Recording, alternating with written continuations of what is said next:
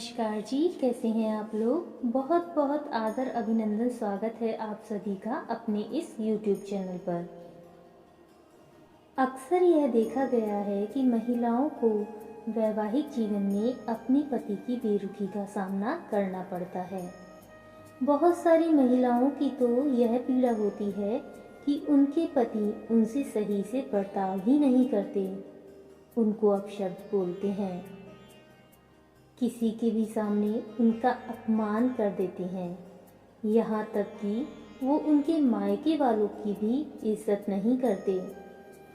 और हर बार कभी मायके वालों को लेकर तो कभी घर के कार्यों को लेकर बार बार उनका अपमान, उनका तिरस्कार करते ही रहते हैं। कई बार तो स्थिति ऐसी हो जाती है कि उन्हें घरेलू हिंसा का भी शिकार होना पड़ता है, पर अपनी इस तकलीफ को, अपनी इस पीड़ा को वो किसी से नहीं कह सकती और अंदर ही अंदर घुटती रहती हैं। अपने पति के इस व्यवहार की वजह से घर के अन्य सदस्यों का भी अपमान उन्हें सहन करना पड़ता है।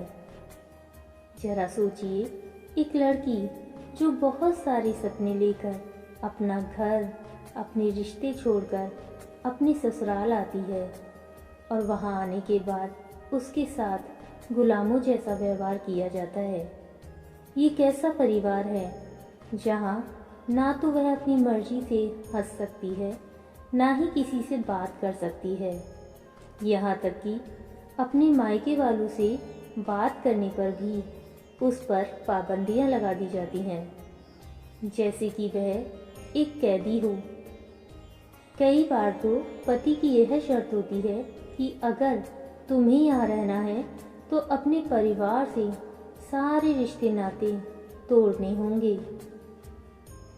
क्यों आप उसे ऐसी दुविधा में डालते हैं जहाँ उसे अपने मायके और पति में से किसी एक का चुनाव करना होगा।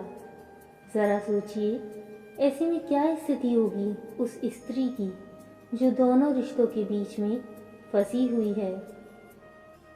कैसे तोड़े उन माँ बाप से वो अपना हर रिश्ता जिन्होंने उसी इस नए रिश्ते में बांधा है। ऐसे में वह स्त्री क्या करे। ऐसा क्यों होता है? हर बार उसे ही अपने प्यार साबित करने के लिए अग्नि परीक्षा देनी होती है। क्यों बात बात पर उसे यह सुनना पड़ता है कि तेरे मायके वालों ने तुझे कुछ नहीं सिखाया क्या? क्यों भूल जाते हैं कुछ लोग कि यह उसके माता पिता के दिए हुए संस्कार ही हैं, तभी तो वह सब कुछ सहते हुए भी चुप है, क्योंकि उसके मायके वालों ने ही उसे यह सिखाया है कि तुम घर की लक्ष्मी हो और तुम्हें हमेशा बड़ों का मान सम्मान करना है, अपने घर को प्यार से सजाना है, अपने घर को प्यार से सजाए रखना यह तुम्हारा ही कर्तव्य है। ऐसे में जब पति का ही साथ और प्रेम न मिले तो जीवन नर्क समान लगने लगता है। एक औरत के लिए उसके पति की बेरुखी से बड़ा दुख दर्द कुछ नहीं होता, जिसे सहन कर पाना उसके लिए बहुत ही मुश्किल होता है। फिर भी हर परिस्थिति में वह अपने रिश्तों को निभाने का प्रयास करती रहती है। कभी सोचा है आपने कि आपकी धर्मपत्नी आपके लिए अपने सभी रिश्ते नातों को छोड़कर सिर्फ आपके भरोसे आपका हाथ थाम कर आई है? क्या आपका यह कर्तव्य नहीं कि आप उसको खुश रखें, उसकी इच्छाओं का मान रखें, उसको इज्जत दें, उसका सम्मान करें? क्यों विवाह वेदी पर लिए गए सातों वचन निभाने की जिम्मेदारी सिर्फ और सिर्फ एक स्त्री की ही होती है? क्यों आप भूल जाते हैं कि जिसे आप ब्याह कर लाए हैं वो भी किसी की बेटी है, वो भी किसी के दिल का टुकड़ा है, किसी की अमानत है।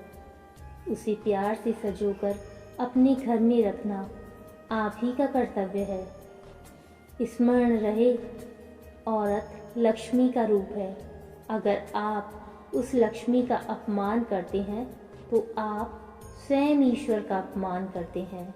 अगर आप ईश्वर का अपमान करते हैं तो आपके जीवन में सुख और समृद्धि कहाँ से आएगी? सोचिएगा ज़रूर।